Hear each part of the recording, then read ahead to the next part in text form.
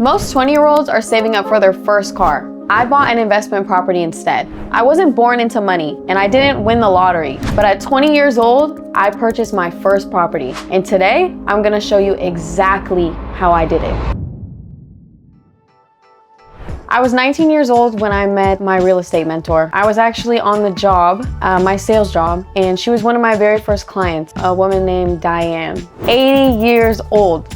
This woman was full of wisdom. She was able to start a real estate investing business with her husband, built it from the ground up, and she was full of knowledge on how to properly invest in multifamily homes, such as a duplex, a triplex, or a fourplex, and get it to create cash flow to bring her in residual income every month. This woman was making $500,000 a year sitting on her butt. I wanted to know more.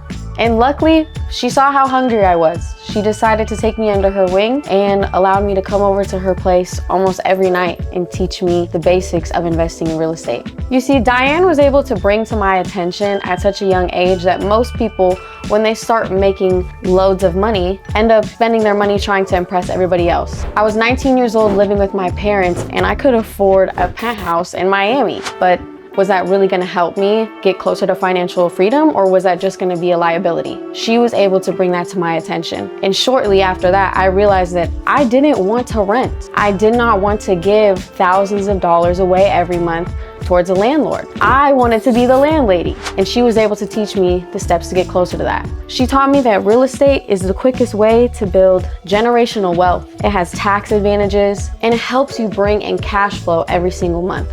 I quickly realized that I needed to start saving my money towards my first investment property. Every single big paycheck I received, $2,000, $6,000, $10,000, I don't care. That was going towards my savings account to buy my first investment property. She told me exactly how much I needed to save up. She shared with me the challenges that I would face after I purchased my property. And most importantly, she shared with me what actually makes a property a good investment.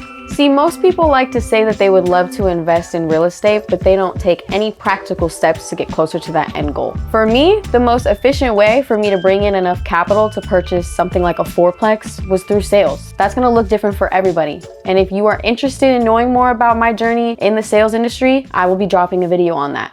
You see, at this point in my life, in my sales journey, I was already making $100,000. And if I wanted to actually hit that goal of purchasing a fourplex, I was gonna have to save up a bigger down payment. That meant not increasing my expenses when my income increased. I had to get better at budgeting. I also had to make sure I wasn't taking crazy trips and buying that new fancy car, even though I could afford it. And that's what most people don't understand. I had the intention of making sure that my assets that I was putting money into were gonna then be able to pay everything else moving forward. My mindset was buy my time back. I didn't wanna keep bringing in paycheck to paycheck and then spending it and spending it. I just wanted to take my paychecks, investing it into something that could then make me more money and bring me my time back, because at the end of the day, that's the most important asset that we have. Now let's talk about the property that I bought and the steps that I took.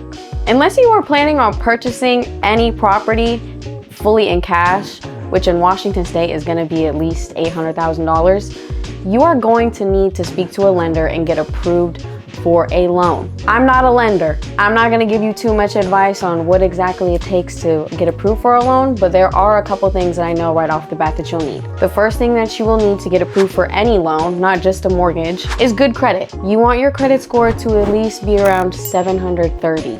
Second thing is that you need to be bringing in as much capital as possible. The more capital that you bring in, the larger the mortgage payment you will be able to get approved for. And third thing is you need to have the least amount of debt as possible. Any amount of debt that you have on your record is hindering the amount of income that you're bringing in. The formula that they usually use is half of the projected income that you're bringing in minus any debt that you're bringing in every month is the projected income that you can use towards a mortgage. Depending on the type of loan you get approved for, your down payment will vary. For example, with a FHA loan, a first-time home buyer's loan, you could put down as low as 3.5% versus an investment loan where you're putting around 20 to 25%. Just understand that the larger your down payment, the smaller your mortgage. And the smaller your mortgage, the less projected income you need to have being brought in. So if you are willing to save up a larger amount for a down payment, the less responsibility you have bringing in more capital every month. What people miss with investment properties like multifamily homes, which due to the Freddie Mac and Freddie Mae laws that are in place, a multifamily home that you can live in is actually considered 4 units or less. Okay, so if you were to purchase, for example, fourplex like I did, or maybe even a duplex, which just means that it's one building, but there's 2 separate units in it for tenants to live in. See, the cool thing about multifamily homes is that you can use the projected rental income towards getting approved for your loan.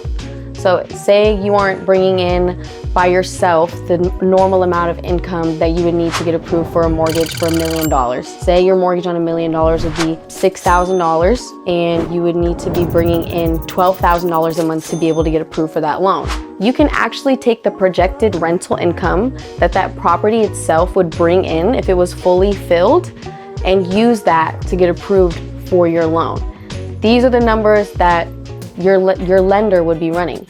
This is your lender's job, okay? Which is why my first recommendation to you, if you are wanting to purchase a multifamily home or any investment property, whether it's commercial or residential, is speak with a lender, okay? Your lender will be able to run your income, run your credit, run your debt, and they will give you a clear picture of the type of property that you will be able to purchase on your own. The reason why I talk about getting approved for a loan first is really because most real estate agents won't even take you seriously unless you have that pre-approval letter. The real estate agent is probably the second most important person on your team, okay? Your real estate agent is going to have the knowledge behind understanding what's a good investment property and getting you the best price on that property itself.